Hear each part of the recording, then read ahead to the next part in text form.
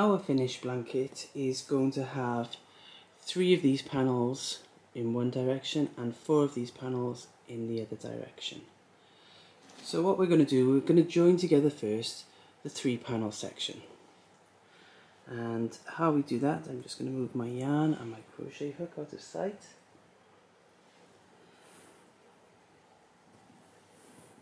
At the moment, as you can see, my 3 panels are facing the same direction. So they're going to be one on top of the other, stacked like this. So for now I'm just going to put one of these panels to the side. And I just want you to also notice that they're a bit, what's the word? They're not very tidy on the edges. But, and you know, ripply. So I want you to notice what happens when we work with these. So what we're going to do, we're going to take the 2 corners and lift up like this, with the outside edge, the good side facing on the outside. So you'll see that square, if I turn it this way, this square is this direction and this square is this direction. Because what we're going to do, we're going to crochet along here to join, so that when we lift it up, the 2 squares are in the same direction as each other. Okay, let's get our crochet hook and our yarn. And as I said, we're literally going to crochet them together. So because we've already counted our stitches, our clusters of trebles, we know that on mine there are 17. So the tops of each treble should line up with each other. So let's see. We're going to go in through the gap, the corner gap of both squares with our crochet hook. So in there and in there. Going to catch our yarn and bring it through, and then just for this first stitch we're going to do a chain, just one like that, and then we're going to drop our tail yarn. Oh, my camera wants to fall. Oh, that's clever, isn't it? So we're going to go now into the top of the first treble with the hook through both loops on the top. Let me just tap my camera to make sure it is focusing in the right place. That's it. So there we're going to go into the top loops of the back treble, and we're going to catch our yarn and bring it through, catch our yarn and bring it through, as though we're working a double crochet, or single crochet if you're American.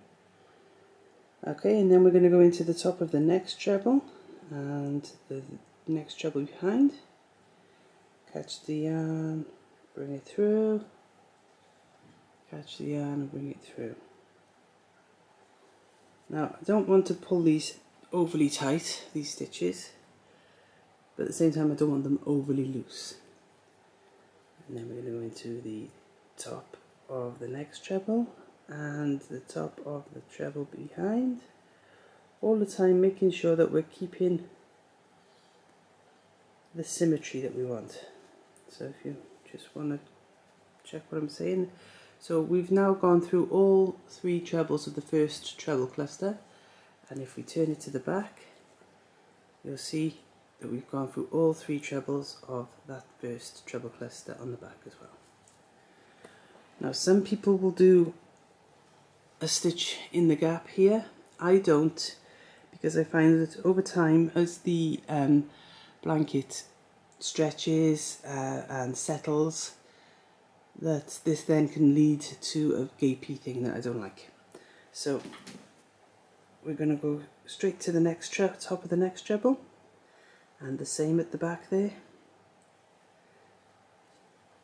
catching the yarn, pulling it through, catch the yarn, pull it through. And the next treble of both the front and the back. Catch the yarn, pull it through both the back and the front.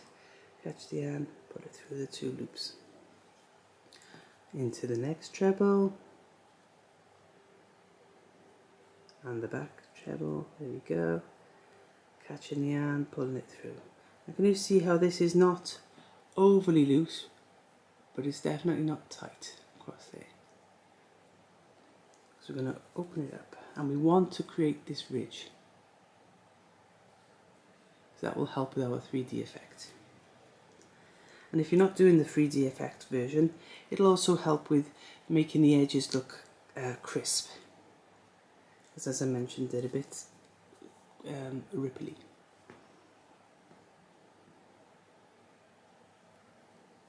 Into the next treble at the front, into the next treble at the back. Catch the yarn, pull it through, catch the yarn, pull it through the loops. Next treble, and the same on the back.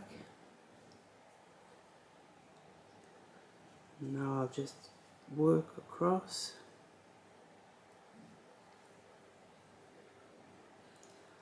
I've deliberately as well chosen a square where we've got our join there, so that I can show you how to handle that. And all the while we're checking that if I'm on the first treble of the cluster on the front, I'm on the same first cluster, first treble on the cluster of the back. And then the middle treble, middle treble. Third treble, third treble.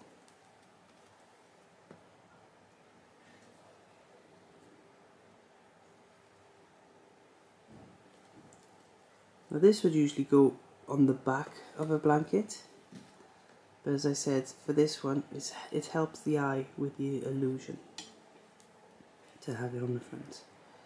So because it's going to be on the front, when we get to this here, let's just do the one before it.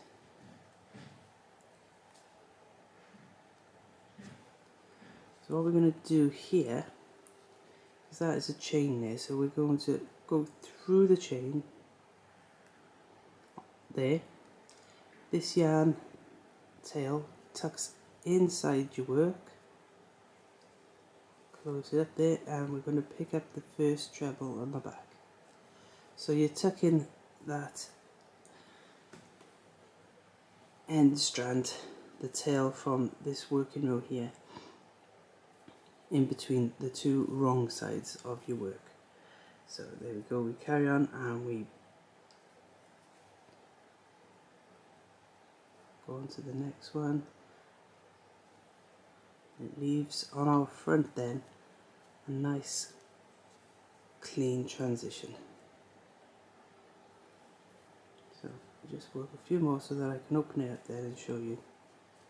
Oh.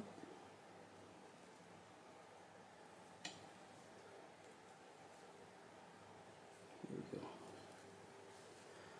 So this is where the join is, but if you open up, you can see that you can't tell. Show you the back. Oh, these are all the other ends that need to be weaved in. But there's our join there. And again, once those ends are sewn in, it'll be invisible.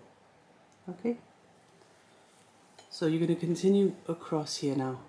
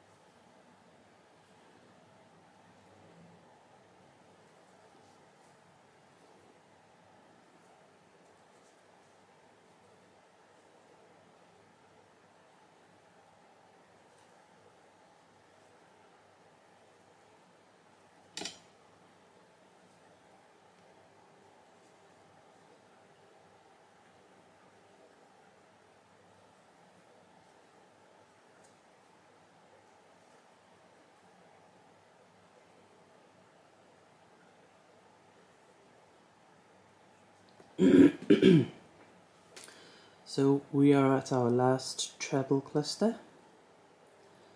We're going to continue and go through the first treble of the front and the back, then the middle treble of the front and the back, then the last treble of the front and back, and we're going to finish off by going through the corner hole of the front and the back. There we go. Just grab my scissors.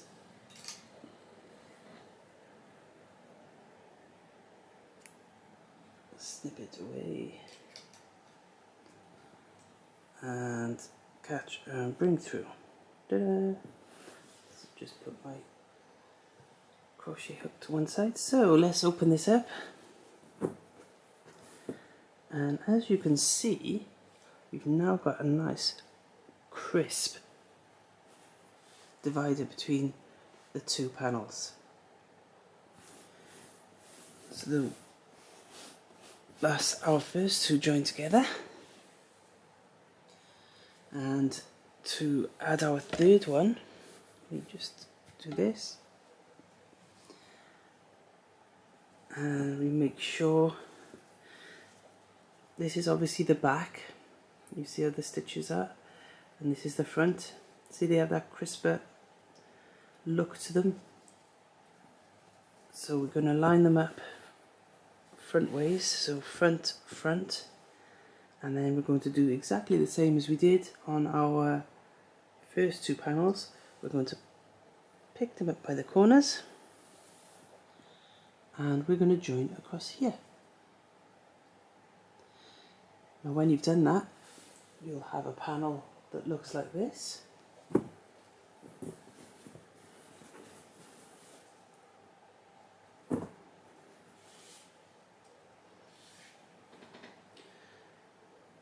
No, you won't, because I've made a rookie mistake. Haha. Look, I've joined on one side there and on the other side there, so I'm going to have to undo this. So this is the wrong one here, and we're going to want that and that to be on the same side.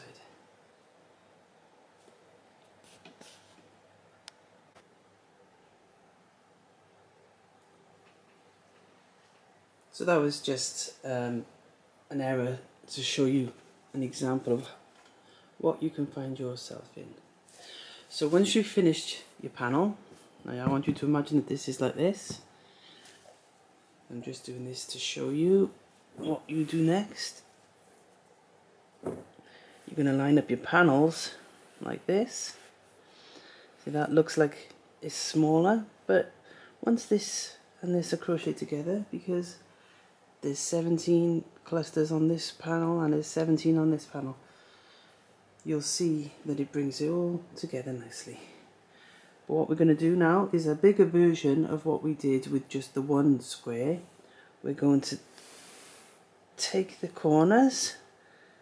Now you may want to get a pin or a stitch marker. You can even use just these little hair grippy type things to just keep your work together there for you. So you're going to pick up here like this. You're going to go into the hole of the front and into the hole of the back, and you're going to work along all of the squares, all three. When you come to the corners, you're going to go into the hole of the front, into the hole of the back, there, like that.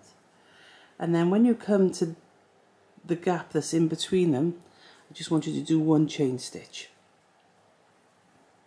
So I'll pick up along here and I'll show you now what I mean by that.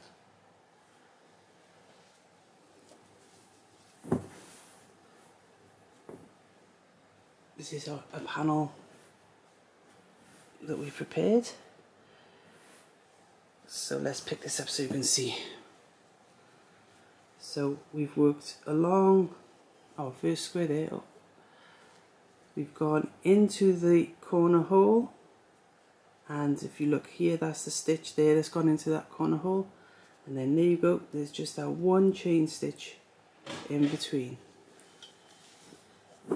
because then when you open it up, it gives us a nice flat, crisp look. And then once you've crocheted all of your panels together, so you're going to have 4 sets of 3. Once you've put those together, then your next job is to sew the ends in. And when you come to, you'll sew your ends in from the back, because this is where all the scruffy ends have ended up. And here's an example of how it looks once your ends are sewn in. Beautiful.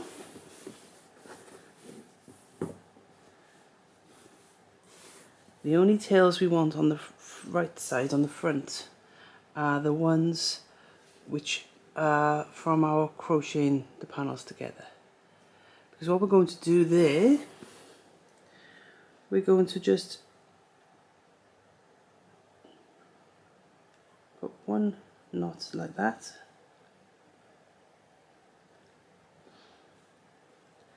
And you pull it until this section meets up with this section, and then you sew these ends in.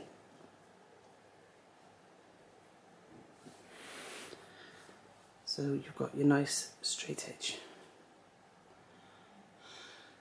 And there we have it. I'm going to finish sewing the ends in of mine now and finish putting the panels together. Then I'm going to wash and block my blanket. I'm going to be hand washing in a tepid water or a lukewarm water. Then I'm going to be blocking on, I'll be using the foam boards and T-pins, but you can use whatever, or if you don't want to block it, you don't have to. But because I've used pure wool, it will benefit from blocking, and it's a gift for my grandson who's due to be born next month, so I want it to look lovely for him. Let's see if it looks lovely, shall we?